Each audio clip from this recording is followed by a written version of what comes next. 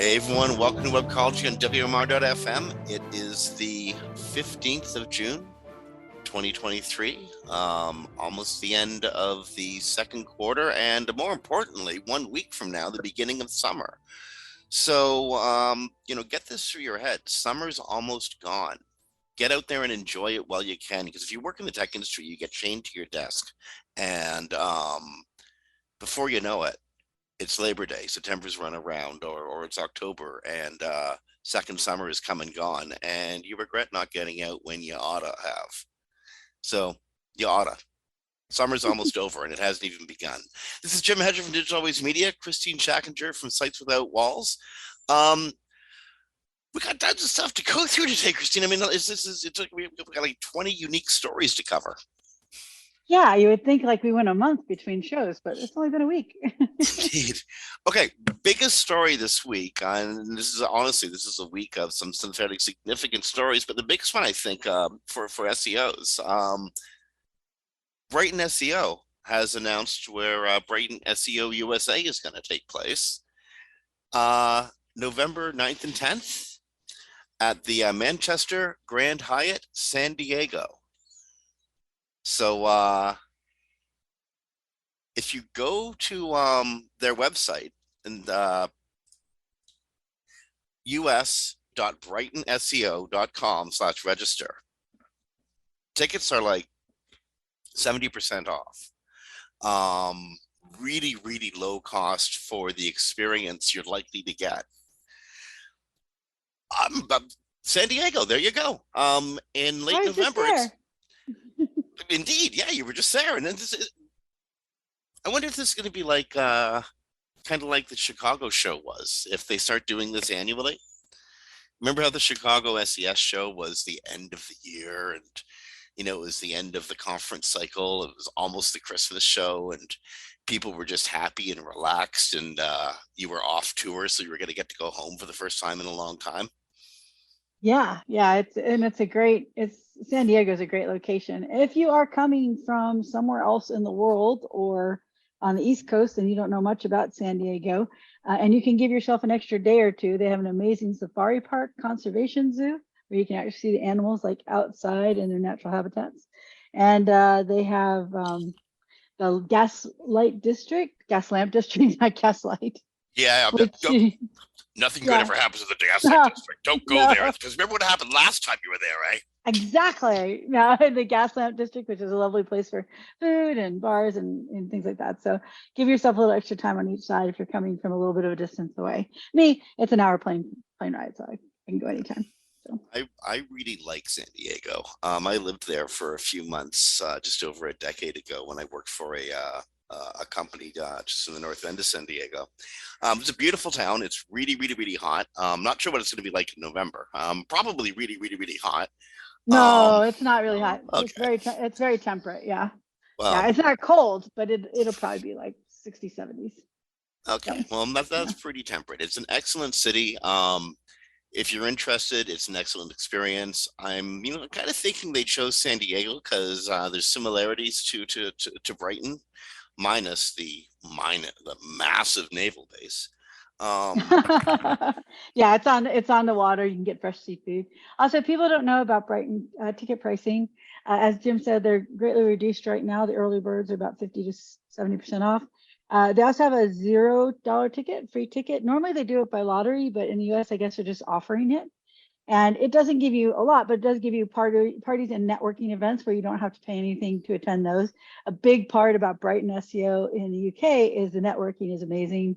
People come from all over Europe and they hang out and they, catch up. And so if you're looking for one of those great conferences where you have great material, but also a great chance to catch up with people or meet new people in the industry, it'll be a great place to go. And so right now their rates are starting at $0 for that pass. Up to $625 for a training pass, which includes, I believe, 1 or 2 days of training.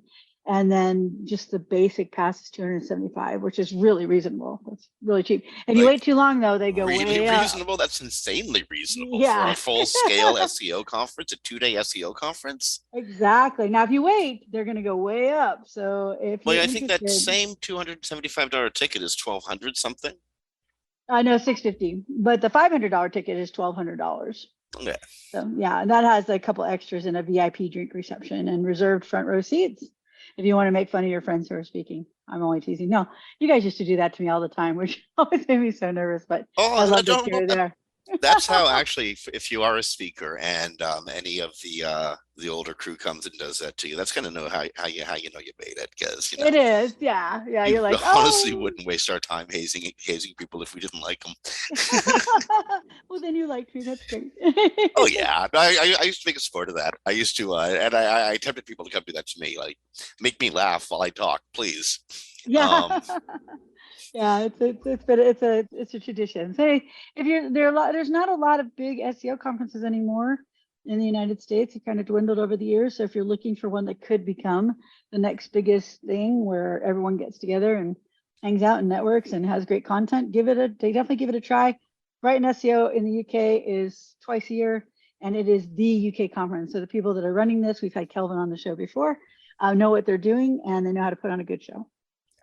so yeah, that's gonna be very cool. Okay, so it's June, it's Pride Month, and it is worth noting that Pride evolved from a demand for not just equality, but for safe spaces.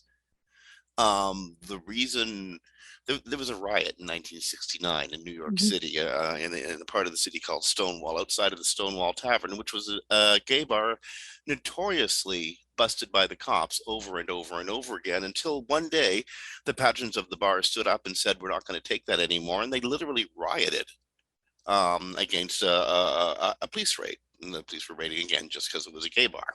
So that's what Stonewall is. That was the beginning of Pride Month. The whole concept of Pride took off from there, and it's about safe spaces.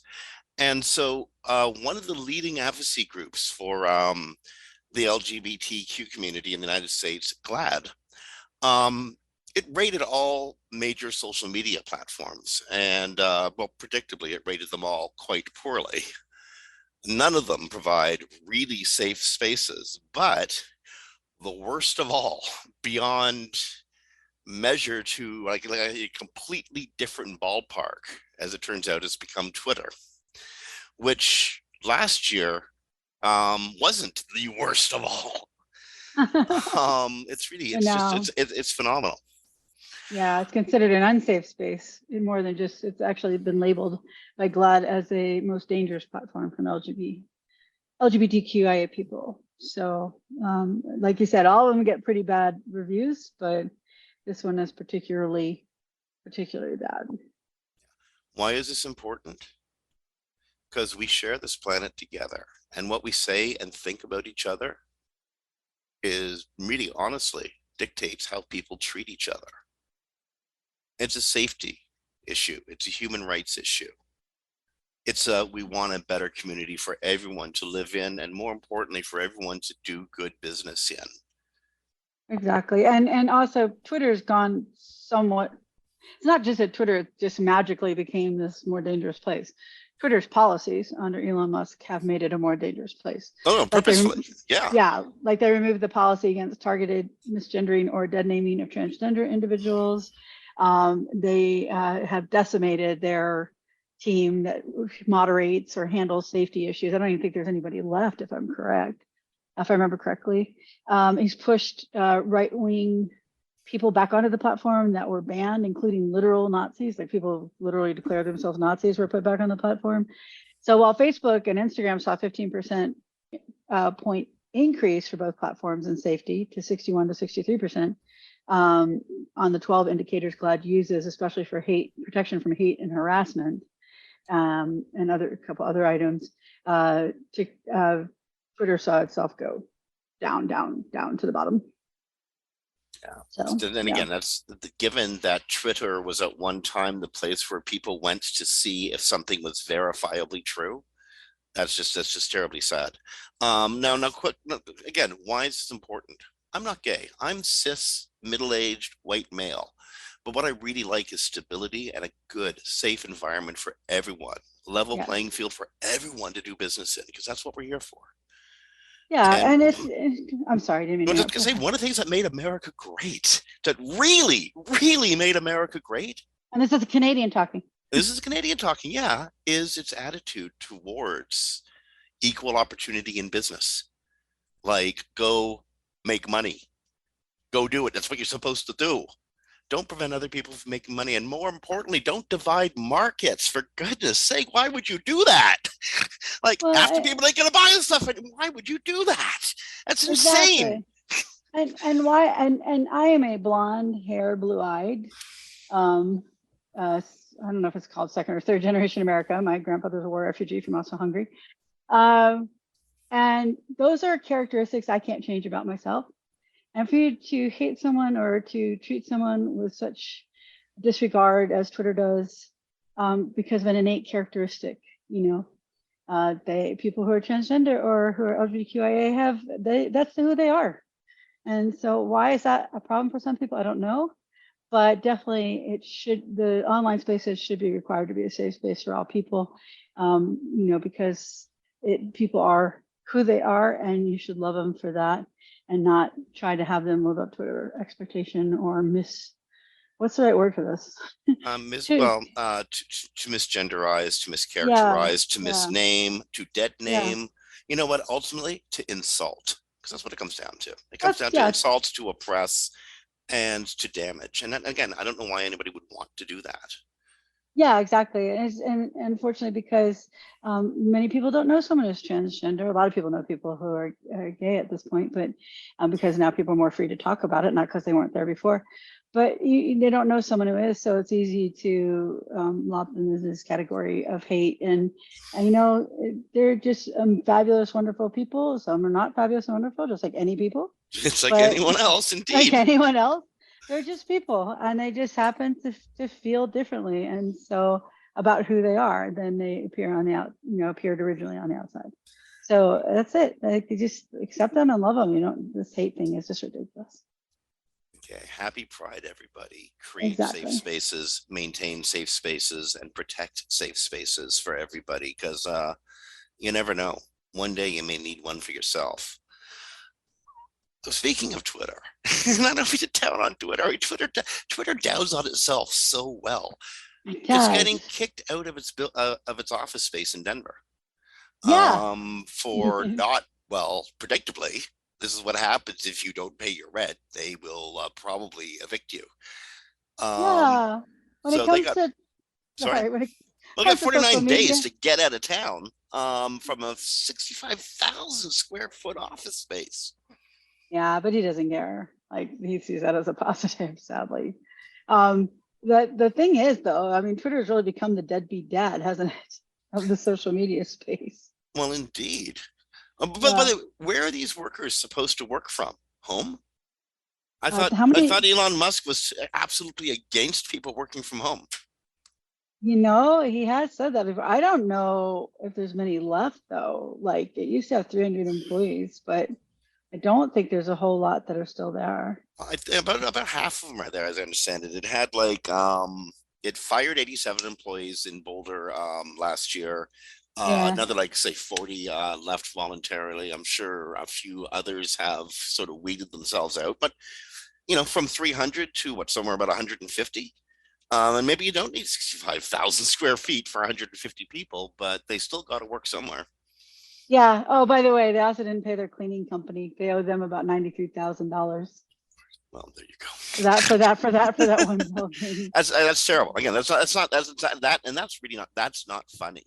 It isn't, because those Um, companies can't afford, I'm sure, to be yeah, those are owed that much people. money. They got Yeah. kids. They got to feed their kids. I mean, that's Yeah. real.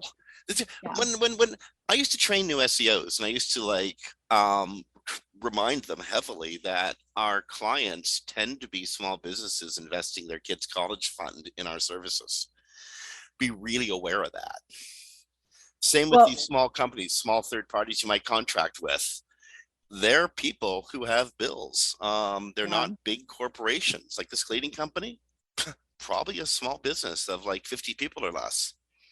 Yeah, exactly. And they can't afford that. Unfortunately, there is a sort of predatory nature sometimes with smaller companies, or these big companies with lots of lawyers, and they know that the smaller company can't do anything about it if they don't pay, get chosen, and they think they've like struck it big, and they haven't, because the company doesn't play fair, doesn't Well, respect their business. and in many ways, like, you got to look at that and say it's up to the small business to choose who they do business with. But a year ago, doing business with Twitter was kind of a good bet, because they might have been a messed up company and they mightn't have had a stable revenue model, but they had a sense of ethics.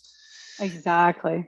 And I think that's what the entire first quarter of our show has been about today, is just a basic sense of ethics. Yeah, I always say that you can tell someone's personal integrity or ethics by hearing what they're willing to put the words "it's only business" around, what actions. So, Musk, it's only business, I'm not paying my bills, right? But that's an ethics and integrity issue too. Yep. And you can Speaking say that again, but you gotta understand what that means, eh? Speaking of, and sorry, I cut you off. No, you're fine. I was just speaking of deadbeat Twitter. I mean, really, this is the three stories today, all important. Google didn't just stiff the small. I mean, Twitter just didn't stiff the small guy. You know who else they stiffed? No. Google. No. Yeah. Oh my God. So like Google, so when Google says give us money, they really mean they'll cut you off, right? Well, it's Google Cloud Services, so they're still in negotiations, but apparently Twitter has not paid their cloud service bill. I don't know. That could become a problem for running a company that's online. I could be wrong. Could you imagine what Twitter's cloud service bill might approximate? No, and they're on Amazon too. So I don't know if they're paying Amazon right now, but Well, those yeah. lefty pinkos at Google are one thing, but Jeff Bezos, he don't screw around. Google's lawyers are pretty litigious, so we'll see what happens. But And actually, I think they did have a couple people from the Trump administration join them for real. They're not lefty pinkos necessarily. They're a hardcore, Alphabet's a hardcore corporation. Yeah, hardcore. They were the biggest lobbying group in DC at one point. Oh, and by the way, you know what Google's services do? Their host services do? They fight spam, child sex abuse materials, and protecting accounts, among other things. So they're using the services they're now not paying for to offer protection on the web, which apparently they've already not cared about that much lately. So we'll see what happens. That's insane, right? I don't even want to think of where that can go, honestly. No, I don't. Honestly, no. The We laugh. stories that immediately come to mind.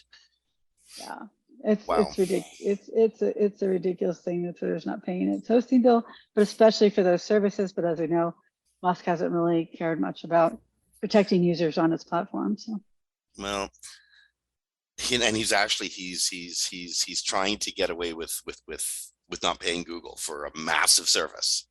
Yes. Okay. Good. Well, it's not like Google's. Maybe they'll forget. Like, so it's not like Google's kind of flaky with information, right? Yeah, I'm sure Google just forgot about it. I mean, I know when on my app accounts in Google Play, when my credit card had to be changed over, they didn't just cancel my stuff. Oh yeah, they did. Oh, they will. Like I have Google managing my company's email accounts, and yeah, I had that same problem. I forgot to update when my credit card changed over because of the expiry date. I forgot to update it, and yeah, sure as shooting, boom, they canceled it. Exactly, instantly. And I got a feeling moving forward, Google's going to want to watch every penny. It has some pretty stiff expenses, especially working with AI, but it also has some pretty daunting challenges ahead. Google might be forced, at least as far as its profile to the EU, or European Union, Google might be forced to go all Bell Telephone on itself and break itself up. They're in the efferoond and feindut stage of things. Oh wow, it's ad business, right? Nearly 225 billion in 2022. Well, yeah, that's somewhere between like 80 and 90% of Google's total revenues. And by the way, so people know, that's not just Google, that's Alphabet too. It's the revenues for both. Yeah. So here's the deal. The European Union has incredibly stringent privacy regulations that cover user behavior online. Google has an amazingly robust advertising system that exploits the activities of users and what they do online to, present ad tailored to their stated and obvious content or content choices. That actually makes a lot of sense to advertisers' ears. In the words of Wanamaker, half of my advertising dollar is wasted. I just don't know which half. Google eliminated that problem. AdWords almost entirely obliterated that problem. And when a fine-tuned AdWords campaign serves, good returns, it's demonstrable. It happens. It's for real. But that depends on a huge amount of user data and information. And that's illegal in the EU, the way Google does it. Google has been warned about this. This is a story we've been covering for over a decade on Webcology, for real. And it's coming to the head. It's literally coming to a head. Google may, honest to goodness, be forced to break itself up to continue doing business in Europe. Well, let's say in addition, it's also because basically in our American terms, we call it a monopoly. Mm-hmm. But they control so much of the ad market. According, they say there's potential for misconduct, and the ad tech supply chain, and it appears to have abused its market position by ensuring both advertisers and publisher service as allegedly favored AdX over other ad exchanges when matching advertisers and publishers, meaning Google is preferring itself in its own ad network. That is a no-no in the EU and in the United States. So the US is a little harder because our laws are a little more general and not as easy. Your laws are really specific. Just your regulators are a little more general and hazy. That might be it. Yeah, but it'll go through the court case and it'll take years and years and years. Where the EU is more decisive and direct. It's like, yeah, you violated this, and we're not happy, and we're gonna go after you now. So it said that the Google, when advertisers buy Google ads, the expectation EC suggested is that Google would place bids on as many ad exchanges as possible to get the highest distribution of ads. That wasn't what Google is doing, the EC alleged. Instead, Google is allegedly only and almost only placing bids on its own exchange. AdX is practice, the EC alleged, makes AdX the most attractive marketplace and gave a significant competitive advantage over rival ad exchanges. This is a quote I just read. So they're self-preferencing. Now, if you're going to add in, I haven't seen anything on this yet, all the automation and AI that Google is using in ads and taking away the ability for people who place ads to really control them, that is also going to be, I'm going to think, an additional issue for them going forward.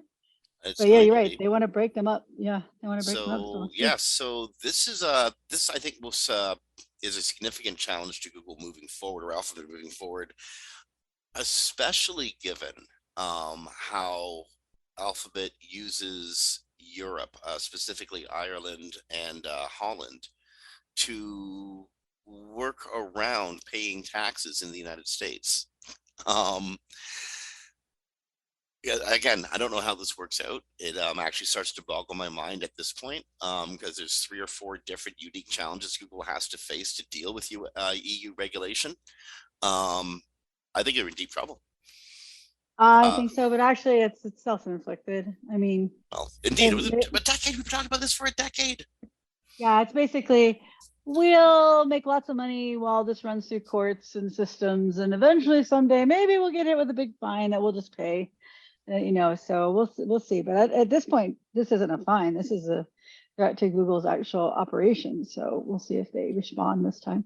The fines they don't care about. Like, that's like a day's day's ad revenue for them usually. Okay, so jumping stories. 15 hours, 15 days, 10 hours, and X number of minutes from the time of this podcast recording until the time that Universal Analytics stops recording data. But if you're using Universal Analytics now, UA3, what you consider what we've called Google Analytics forever, UA3, you might notice a lack of navigation option on the left side. Google seems to have retired its left side nav in advance of retiring Universal Analytics altogether. Have you seen that, Kristine? I have not, but I'm not going to go check. I'm gonna go log in and check. Yeah, go check Google Analytics. Choose any Oh my account. All of my gosh. client accounts have no left side navigation for universal analytics. GA4 So accounts are working just fine. that's interesting. Well, I hope they're working just fine. I mean, I think they Uh, are. I do have some right hand now, left hand now, but most of it's missing. Most of I it's got gone a down big, towards the bottom. You can get to the admin and all that sort of stuff, all the stuff no, you need I to see update. real-time audience acquisition behavior conversions, but there's a big blank spot where stuff used to be. I get a big clock, 15 days, 12 hours, 22 minutes and 45 seconds until G4. But yeah, there's a big block of missing text So on the left-hand side. So I'm not that's sure what kind of to do there. annoying, isn't it? It's very annoying. You know what's really sad, really, about this whole thing. And I do know this is hearsay, but somebody told me because they spend lots and lots of money with Google Ads that their internal rep told them they know that this is, I'm just going to say the word poo, for the Yep. filters on Not ready podcasts. for prime time. It's poo. They know it's poo. They agree it's poo, but they had a deadline and they're going to still roll it out. Yep. So I still have clients right now begging me to find them something to get off of it because they hate G4 so much. I think G4 is going to be a big problem for Google. I know it's not a big pile of money for them, but still, don't they still pay 100,000 a year for the paid accounts? Now, if you're not one of Right? those people who pay 100 grand for the beta, if you're just one of the little guys, and you need that data, don't despair. You can still get to it. It's just kind of hard. Look at your sort of like the main screen. Your main, like, go click home. You still have access to that, and then look at the main screen in the middle of your dashboard screen.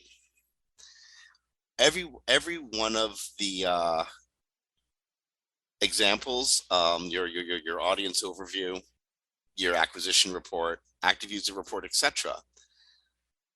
These are the links that can get you to, for the most part, to the tools that are currently missing on your left side navigation. You have to reset the dates every time. It's almost like you're opening a new data session every time because Google doesn't seem to remember what you've done from one grouping to the other grouping. But if you desperately need this information before it goes dark, you can still get to it. Just mess around with your dashboard screen from the home link, which is still there, and grab as much of whatever you can, because who knows what they're going to do. If they're doing this Well, before their degradation day, what are they going to do on degradation day? well, the thing is, it's just going to go away. The thing is, if you're paying $100,000, you still have a year. But I know a major international company in Las Vegas who is removed off of Google because of this. The idea is that you're supposed to have an analytics product that any person can use. But the problem with G4 is if you want any real meaningful data, you have to be able to use things like BigQuery and other products like that and Looker. And there are a lot of regular, small, mid-sized businesses that just don't have anybody in their company that has that headspace or time. So I have a feeling that they're going to see a mass migration after people are forced to this. But if you want to retain your data, which you will not get to, I think you get to retain a year now of data. Originally, Yeah. all your data was going away. If you want to retain your data, because it is important for companies, especially that are seasonal, to be able to see what their traffic was like before the pandemic, you will want to go look for one of those products that will bring in all your data. There's a few out there, analytics products that will bring in all your data from the current version of analytics, and that will let you use like Universal, very similar to Universal. I would keep your G4 tagging on because you might need that data for AdWords and things like that. But if you're seriously hating G4, there are some analytics products out there. I haven't done a check this last month of what the best ones turned out to be, but there are some, and they will bring in your historical data. Right now, the e-commerce corporate choice du jour seems to be Adobe Analytics. We'll see where that goes. Yeah, it's not the best one either. I'm talking about for smaller to mid-sized companies. There's some out there that are like EU compliant. So for data privacy and everything, they work. But I don't remember which ones are the ones people recommended the most. Yeah. Okay, we got to cover it. We got to get there. I mean, I've avoided it as long as we could. Plagiarengine. I like that. That Yeah, was a very good Plagiarengine. one. That's a good way to put it. So it's been what, like 3-4 weeks of the search generative experience now. Not that I've got to see it, but I have. everybody else has enjoyed it for almost a month, right? No, I don't enjoy it. I generally ignore it and click something before it even fills out. It's annoying to me. But Yeah, go well, ahead. it's there, It's there. and it's been there long enough that people are getting, more than a first glance at it. They're actually getting some pretty hardcore user response reviews, and well, a piece written at Tom's Hardware by the by the editor in chief is a pretty hardcore critique of Google's search generative experience. He coins the term plagiarism stew. Notes how it gives faulty medical advice, suggests it hurts the open web, um, states the obvious aphorism, no authority, no trust. And well, he suggests just gives all around poor answers. Well, SEOs were noticing a week or two ago that it was copying content directly. Remember we talked about last week the cost of using a ChatGPT type system for Google would increase cost 1,000, was it percent times per query? Yeah, imagine that, right? Like what is their query cost already? Like $1 billion a year. So now it'd be what, $1 trillion? Like, I don't know. But so it sounds like they're doing a lot of mashup of things they pull from like featured snippets or Well, that's what passages. I was thinking. Like, Yeah. it sounds a lot like, from what I'm seeing, the images I'm seeing, it looks a lot like a bunch of featured snippets mashed together. Yeah, it often okay, so my experience with it often contradicts itself. The information is very narrow, it's like very generalized. It gives wrong information, like any LLM, so it does have some element component to it. Also, according to Tom's Hardware article, it gives faulty medical advice, which is, I don't understand why Google, since Google says they know what a your money, your life query is, why would they have these show up on your money or your life queries? Because that is a huge legal issue for them. Yeah. Someone's having a heart attack, looks it up and gets a mashup of things that don't mention, like, calling 911 or giving him CPR, whatever it happens to be. I'm not saying they're doing that. But in this case, he looked up something about a colonoscopy and it doesn't even mention routine screening for cancer. There's a reason to get a colonoscopy. I will still maintain these do not belong in search. They're not search engines. They're not search products.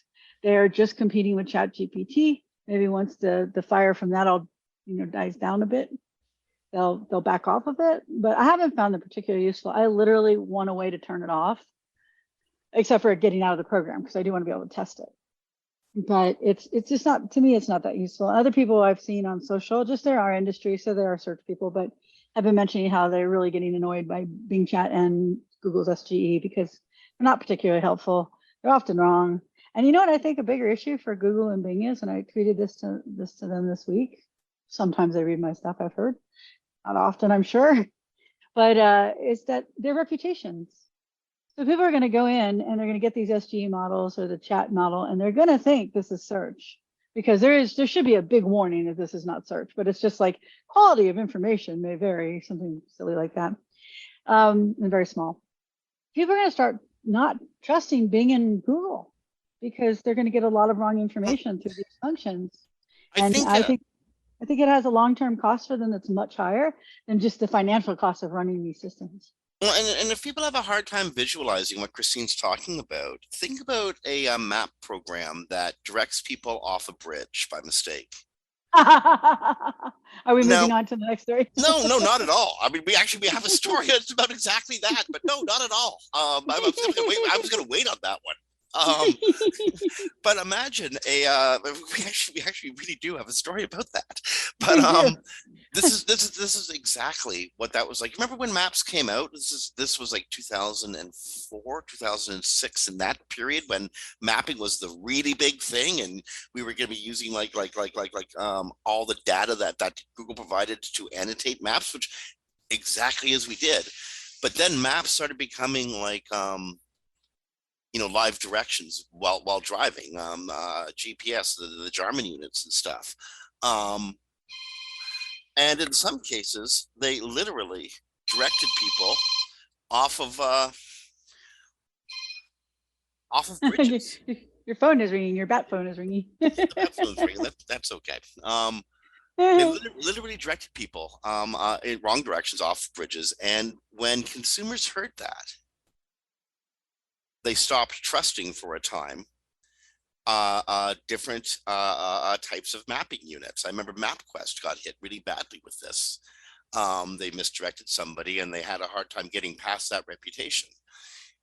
If you misdirect somebody in a under a health query, a legal query, a financial query, or whatever, and you do it frequently enough, if one person is badly harmed by this and that becomes a viral story, the damage that can be done is, well, it's like driving yourself off a bridge.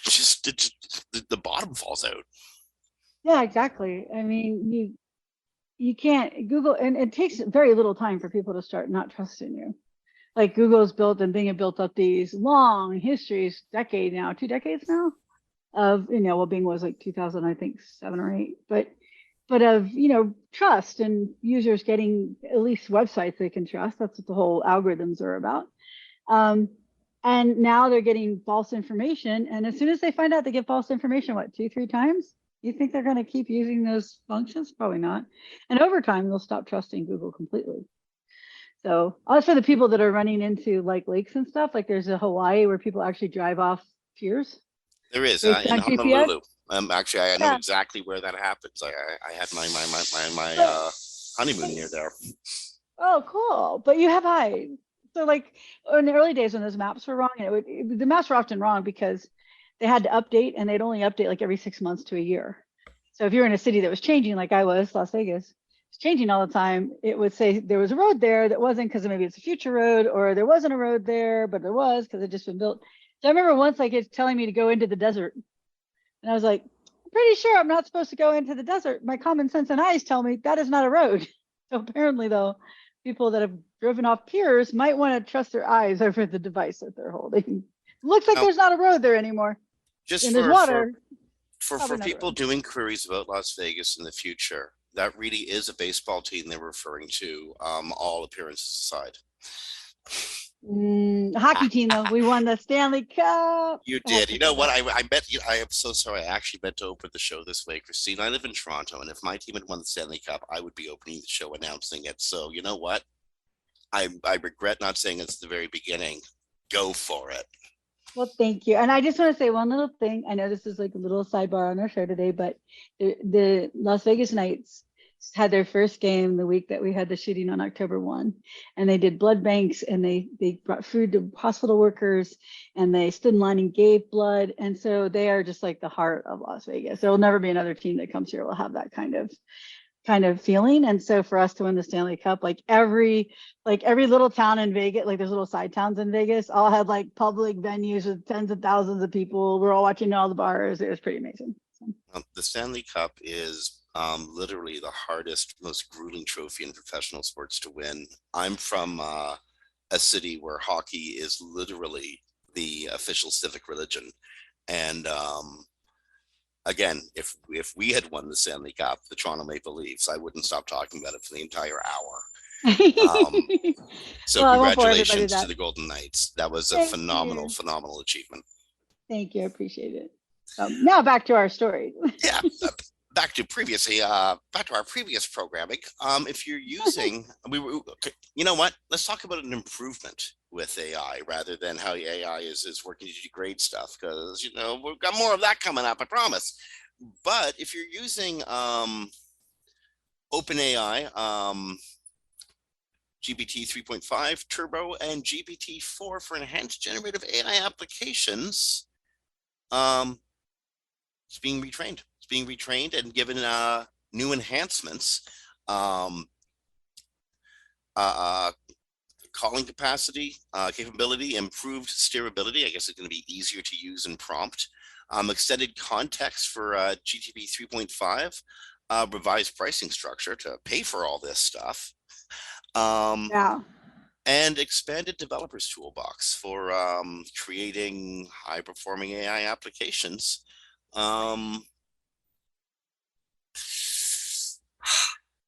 Cool. And I think And it's actually, oh, and I was just gonna say, and developers aren't the only ones.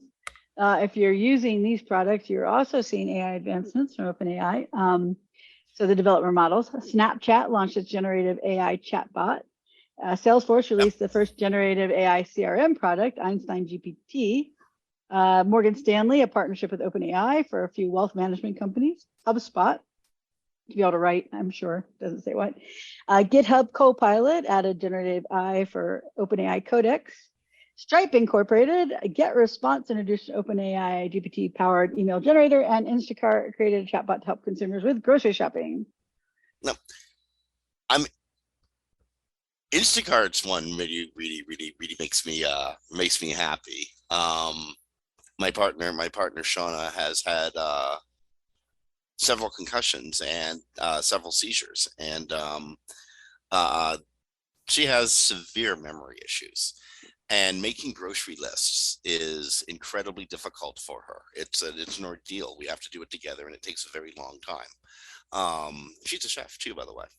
But because of the repeated head injuries, because she has a seizure disorder, she has a difficult time getting her grocery list together. If Instacart has an AI that will help her remember what she's buying and why, and help her expand on her lists, I think that's going to be very useful. I think it's a very good use of AI. Yeah. Similarly, what Stripe's doing, I like Stripe a lot. The Stripe revolutionized the ability for small businesses to get into the credit economy, for micro businesses to accept credit cards and do credit card transactions, and using AI technology to better understand customer transactions and customer intention. That opens whole worlds for small and micro businesses. Some of this is wonderful to see. I agree. I think, like I've said before, I think people sometimes think from my postings that I am against AI. I'm not. I think it's a great assistive device. I think the problem is when we let it run things is the issue. Well, there's also on this list are a couple things I'm a little dubious about. I don't like AI assisted writing. I love AI Yes. assisted research. I'm really behind AI assisted research, remembering it's just preliminary research. But I dislike AI assisted writing. I think that's something that has to come from. There was a joke about a haiku, asking AI to create a haiku about farts. I love that line. Now, I'm all into haikus about farts. Don't get me wrong. I'm a middle-aged teenage boy, like every other middle-aged teenage boy. I love poems about farts, but I want a poem about farts to come from the heart, not a cerebral brain. I want it to be about a I real agree. experience, and as much as AI lets go a bunch of stinkers in content, I don't know if AI truly appreciates the feeling of just ripping one in a crowded space. You know? Oh, now we're Oh my reaching the God. teenage boys part of the program. I'm a girl, we don't We're laugh. going to be getting mail with haikus about ripping it in open space, right? Yes. Well, Well, um, I will. no, I She doesn't agree. read And that stuff. I say this every time we bring this up, but I really want people who write for a living to understand this. Google's helpful content update, go read it because it does not allow for straight AI text or mostly AI text if you look at it. And it's a machine learning algorithm, which means, sure, you may get away with it for 6 months or a year. But one day, like a lot of people have already noticed, they wake up one day and all their rankings are gone. They don't know why. Oh, did you do all AI content? Yes, I did. Well, that's probably why, because it doesn't offer anything useful or helpful. And I could be wrong. This is my feeling about it. But when you read the requirements, which I think few people have done, go check them out because AI content can't meet the requirements for the helpful content update. I did see somebody though in one of the Facebook groups this week. It was kind of sad. He said he's lost all his business right now to AI content writers. Yeah, I saw that too. Yeah, and there was good advice in there, like he was not charging enough to make it sound like he offered quality content. But if you're out there and you're using AI to generate like meta descriptions on unimportant pages or titles on unimportant pages, sure. But if you're using it to generate your primary content, even your primary titles and descriptions, which is what gets people to click into your website, Be very careful because it's not creative that way, and it doesn't know how to do like Jim is an amazing writer, and he can do little splice, like little turns of phrase with words that get people interested in that page, in the search results, in the titles and the descriptions that AI cannot do. So as Jim said, it's fine as an assistive device for research, or even if you need to get ideas, but write your own content because it's over time going to be the content that Google wants to surface. And they have 2 updates right now that stress on individual experience and expertise, which AI does not have. So they're moving in that direction. If you haven't seen that writing on the wall, it's coming. I don't know what their reaction is going to be or their action. Algorithms that devalue sites, I don't know, just refuse to index content they think is not that helpful or useful. Maybe, I'm not sure how they're going to do it, but I don't think they're going to allow 1 trillion new documents of content online this year that are mediocre AI driven. I could be wrong. They won't. How to say this? Like, Google is a machine that is an algorithm machine, right? Like, it's run by various mathematical formula, and it's going to take a while for Google to really figure out what's what. And this was amply demonstrated by I love this story. I absolutely do not recommend or endorse this at all. 1000% do not do this. But for the 2 guys who did, or for the team who did do this, in a couple of months, a website brought in over 800,000 American dollars. They did. It did. So this is called the Conch House story. This is the kind of story that we used to talk about all the time quietly. This was an oil man or a web gorilla, a gorilla. Bozer. Yeah, definitely. I wasn't gonna use their real names. He used his real name. He used his real name. So indeed, yeah, this was a blackhat special, 100%. It's called the Conch House story. How scraped Amazon content reviews, 6,000 posts a day of scraped Amazon review content. A website grew, conch-house.com grew from nothing to 6 million users, averaging $19,000 a day after a month. It brought in about, again, $800,000 over the span of the very short span. Is it a scam? It's the span of the spam. That's what it's, a spam, not a scam. It's a spam. And one day it all went away, gone. And you know why it went away? Because Google caught on. No, because in affiliate marketing, don't let people know what you're doing. Somehow people found out and they reported them. Oh, you're kidding. These guys went down because they talked out loud about what they were doing? I don't know if they talked out loud, but somebody knew because they got a manual action from Google from people reporting them. So I don't know that they do have a whole video about this, and Matt Diggity is the one that surfaced the story this week on Twitter. So you go check out Matt Diggity SEO, his Twitter handle, if you want to see the video of it. But I did watch the video. I did not pick up on everything there because I was also working. But yeah. So somebody turned them in, or multiple people turned them in. This wasn't even Google catching it because Google's really good at catching this sort of thing. Gentlemen, start your engines.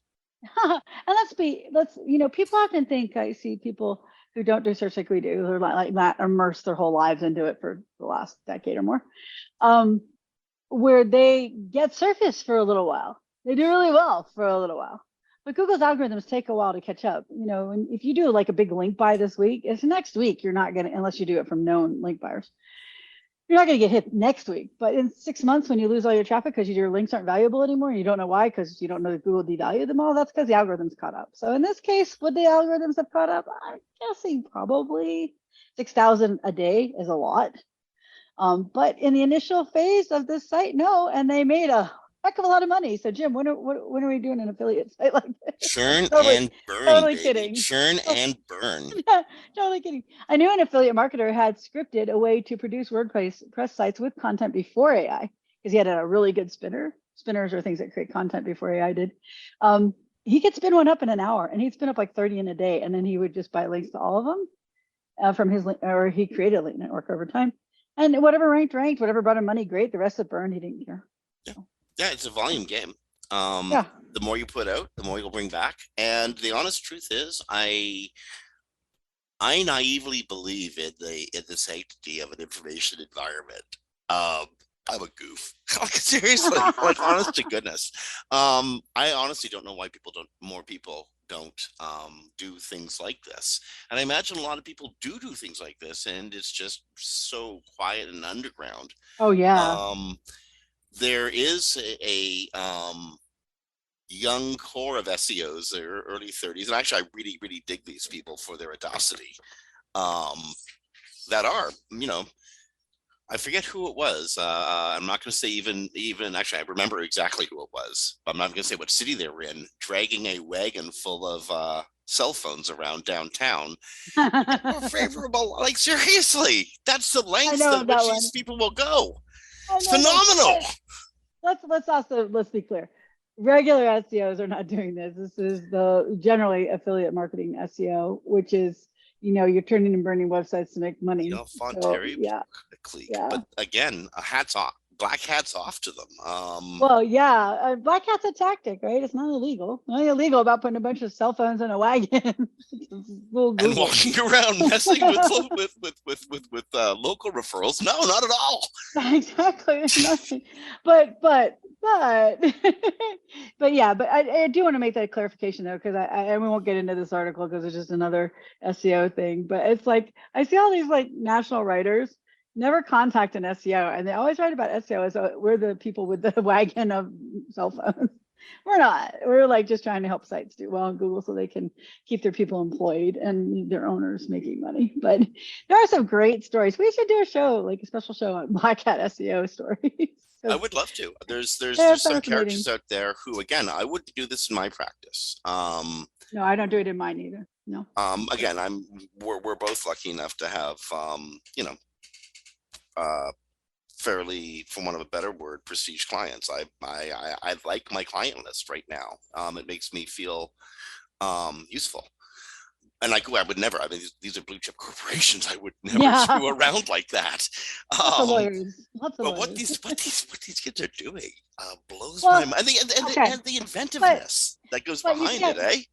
But you can't just say kids are doing it, because, like, I mean, back in the day, the reason that Google started a lot of these algorithms was the black hatters and early on in SEO, right?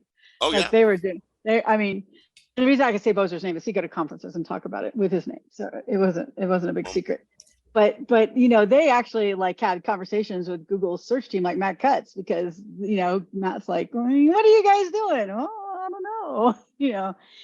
So it's not like that anymore, but it did used to be a direct relationship between those black hatters and Google themselves to try to make better algorithms, but at the same time, them keeping making their money. So no, I wouldn't be surprised if there was some Googlers going to the black hatter conferences. And in fact, there's one. Oh, they were. There's one SEO on the beach is happening like right now, and I'm sure there's a couple of Googlers. Carefully wrapped up in towels, acting real nonchalant, sitting right behind a really interesting conversation. That's why I miss Ungagged. Ungagged fell to the pandemic, but Ungagged was no recordings, no video, no anything, and they were serious. And if they caught you doing anything, they'd make you delete it on your phone. I did not, of course, but I mean, there was someone who once, said, I'm going to stop my talk right now if you don't stop recording what I'm saying. So you got some really good black hat information. And so people are aware, from my personal point of view, I've written 2 articles on it. There's black hat, gray hat, white hat, and then I'm just going to call it butt hat here. You can insert the curse word in there. They're all tactics. No one's truly white hat, because if you're truly white hats, you'd wait for links to come to you according to Google, and you would never rank. But gray hat is more like you're going to actively try to get people to link to you, but you're not doing anything that would get your site in trouble. Black hat, you can put the site in danger. So you never want to put it on your cash register unless you're an affiliate marketer, and that is your cash register. And those are the ones I call butt hat. If you're not telling a client like you're using these tactics, which now aren't as big of a deal, but back in like Penguin, when all those people lost their sites because people bought links and they didn't tell the company they were buying links. Well, that used to be That used to be a rule in the SEO industry. Yeah. If you get your client banned, you're probably done with getting references from other SEOs. Oh yeah, definitely, definitely. But nowadays you wouldn't so much get banned. You would just cause them to have devaluations. They wouldn't understand how they got. So if you're doing black hat tactics, it's just a tactic as long as you're not hacking, which is illegal. But if you're just doing black hat tactics, that's a tactic. But make sure your client understands the risks, and you don't do it on the main cash register that people are relying on to pay like their mortgages and buy food. Because if they lose that site traffic, that's on you. We're coming around to the end of the show really quickly, and I really want to make sure I get this announcement in. This is like a public service announcement. This directly affects people on Vancouver Island, but it could affect anybody anywhere in an emergency situation. This is happening right now. There's a wildfire on Vancouver Island, a major forest fire that is blocking the only highway between 3 tourist towns on the west coast of the island and the rest of civilization. Literally, it's the only road in and out of that part of Vancouver Island. And it's covered by burning forest. It's the only highway in and out. There are small logging roads that dot the mountains in that area. It's a heavily logged area, and there are mountain roads that will go all the way back to civilization, but they're incredibly narrow, incredibly dangerous, and you're literally driving on a 10-foot wide road with a 200 or so foot cliff right beside you the entire way. That's scary. It's terrifying. You need to know those roads to drive those roads, but it's the only way in and out for literally thousands of tourists who are trapped in these 3 small tourist towns with a major forest fire on the only highway, safe way to get in and out. So a lot of non-locals who don't know the mountain roads are trusting Google GPS, Google Maps, and they're being misdirected frequently. A couple of them have literally been driven into lakes, and many are being driven tens, and in one case over 100 kilometers, about 60 miles, through treacherous, winding mountain roads, only to come to a logging gate that has been closed for, I don't know, years. And it's not opening, like that the gate's closed and it doesn't go anywhere. It's just a misdirection from the GPS. In an emergent situation, use paper maps. Don't necessarily trust what the internet is feeding you as your road to safety. It has literally killed a couple people this week on Vancouver Island. Yeah, that's a very important thing to remember when it comes to emergency situations. Yeah. So highway, the Horn Lake Road, don't use Horn Lake Road, no matter what Google Maps tells you. If you're on Vancouver Island, don't do it. You're going to end up way up a mountain, and getting back down's real hard. Well, well, before we close, I have one more thing that went just back to the black hat story. Yeah. Sorry. If you got like a minute. There is a new search quality issues feedback form to report sites that are spam or there's some other things that Google puts in there. Primarily, it's not considered good form to like report your competition, but unless they're like doing something really evil. But there are sites you run across that are just straight spam, and you're like, I really wish Google would just get rid of the site. And you can do that, and they could do it before with the feedback form, but the new one has more ways to report. It has more information, just more granular choices. So like the page is deceptive, it's low quality, it contains paid links. Don't report people for that. Just because when someone sometimes pays an affiliate, they don't realize that they didn't put a no follow in there. Spammy content, spammy behavior. So if you know a site that's like, spoofing people and taking their money or something illegal or doing something they shouldn't be, then you can report it to Google. Yeah. Okay, on that, we have gone around the clock. We've gotten a full hour. It is an hour, and again, it's the top of the hour at the time the show was recorded, which was the 15th of June, 2023. On behalf of Kristine Schachinger from Sites Without Walls, Jim Hedger from Digital Always Media, we want to thank the folks at WMR.fm and the folks in the engineering room, and want to thank our sponsors from Audience Key. Folks, stay well, be kind to each other, rank well, happy Pride, be kind, and we will talk to you next week. Bye, everybody.